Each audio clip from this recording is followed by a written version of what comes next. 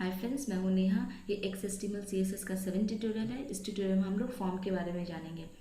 जैसा कि आप किसी वेबसाइट पे जाते होंगे तो उस वेबसाइट में आपको फॉर्म फिल करने के लिए कभी कभी देखते होंगे, जिसमें आपको अपना इन्फॉर्मेशन देना होता है, name, father's name, email address, password, address. तो ये हम लोग बना सकते हैं फॉर्म के थ्रू। तो आपको लिखना होगा यहाँ पे फॉर्म और इसे यहाँ क्लोज कर दें, ठीक है। और इसे सेव कर लेते हैं और इसे रन कर लें। आप देख सकते हैं यहाँ पे फॉर्म क्रिएट हो चुका है। अब हम लोग इसके अंदर इनपुट डालेंगे, क्योंकि हम लोग यूज़र जो है इन्फॉर्मेशन देता है तो इनपुट लिखेंगे और इसका टाइप बताना होगा कि किस तरीके का टाइप है। मैं यहाँ टेक्स्ट दे देती हूँ और ये सिंगल टैग है, इस कारण से आपको यहाँ पे क्लोज करना होगा। ये टाइप क्या बताता है, पहले मैं यहाँ पे रिफ्रेश कर लेती हूँ। ये देख सकते हैं कि ये बार यहाँ पे क्रिएट हो गया है टेक्स्ट, इसमें हम लोग अपना इन्फॉर्मेशन डाल सकते हैं।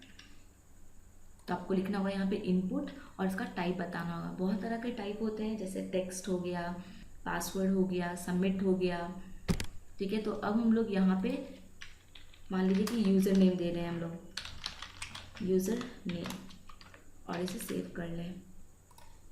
और यहाँ मैं रिफ्रेश कर लेती हूँ। तो यहाँ पे देखिए अब यूज़र नेम आ गया है, जो भी नाम डालिएगा वो यहाँ आ जाएगा।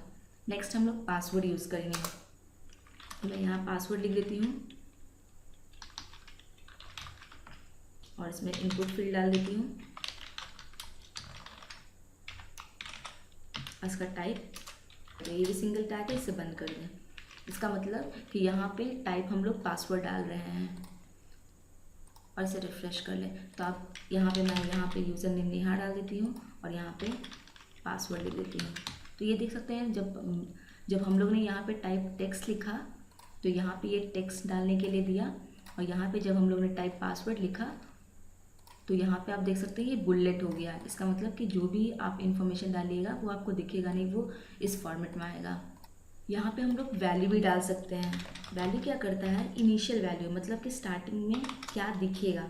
तो मैं यहाँ पे पहले लिख लेती हूँ, बताती हूँ, इंटर द यूज़र नेम, और यहाँ मैं रिफ्रेश कर देती हूँ। यहाँ देखिए इनिशियल वैल्यू आ चुका है। इसका मतलब जब वैल्यू इक्वल्स टू लिखिएगा तो वो यहाँ पर दिखेगा आपको इस तरीके से। इसका मतलब कि ये बोल रहा है कि आप अपना यूज़र नेम यहाँ पे इंटर कीजिए। उसी तरह मैं पासवर्ड के लिए वैल्यू डाल देती हूँ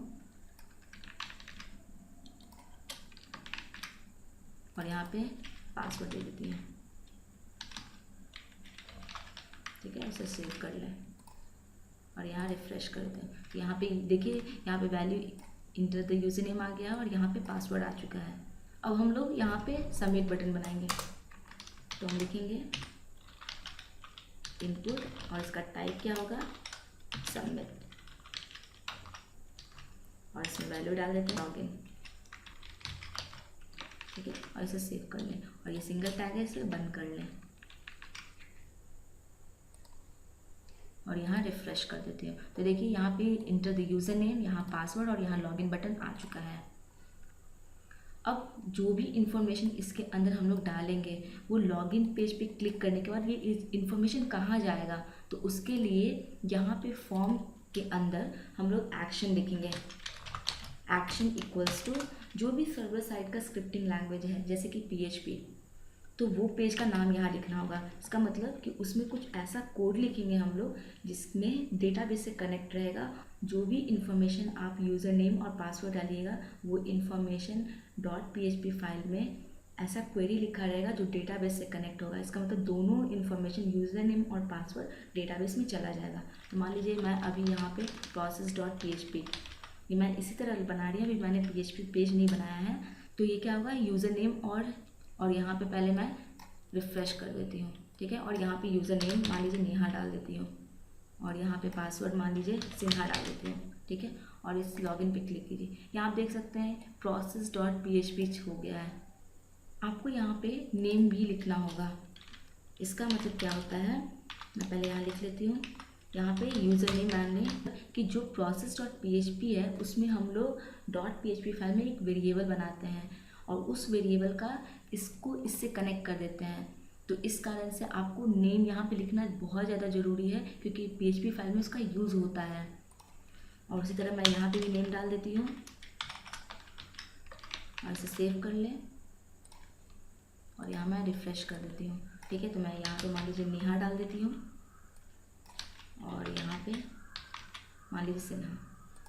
तो यहाँ देख सकते हैं कि जो भी यूज़र नेम हम लोग ने डाला है ये किस पेज में, process.php पेज में चला गया है, जो हम लोग ने अभी क्रिएट नहीं किया है। और जो भी यूज़र नेम यहाँ डाला है वो आ गया है, और जो भी पासवर्ड हम लोग ने डाला है वो भी यहाँ पे आ गया है।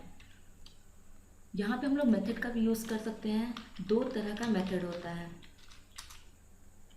गेट और पोस्ट। मैं बताती हूँ ये क्या हो रहा है। सबसे पहले मैं पोस्ट का यूज़ करती हूँ। ठीक है, और इसे सेव कर ले और रन करें। ठीक है, और यहाँ पे मैं इंफॉर्मेशन डालती हूँ, मान लीजिए नेहा डालती हूँ और यहाँ पे मान लीजिए सिन्हा डाल देती हूँ और इस लॉगिन पे क्लिक कर दीजिए। आप देख सकते हैं कि पहले यूज़र नेम और पासवर्ड दोनों दिख रहा था, मगर यहाँ पे नहीं दिख रहा है। क्यों नहीं दिख रहा है? क्योंकि हम लोग ने मेथड पोस्ट किया। दो तरह का मेथड होता है, जैसे मैंने बताया, गेट और पोस्ट। पोस्ट क्या करता है कि आपको वहाँ पे यूआरएल बार में, ये जो है ये यूआरएल बार है, मतलब यूनिफॉर्म रिसोर्स लोकेटर।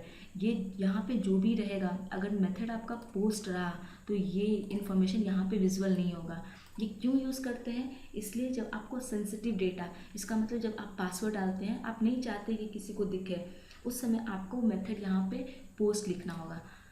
आप दूसरा कर सकते हैं मेथड गेटवे, जो बाय डिफ़ॉल्ट होता है गेट। ऐसे सेव कर लें और यहाँ मैं रन कर देती हूँ।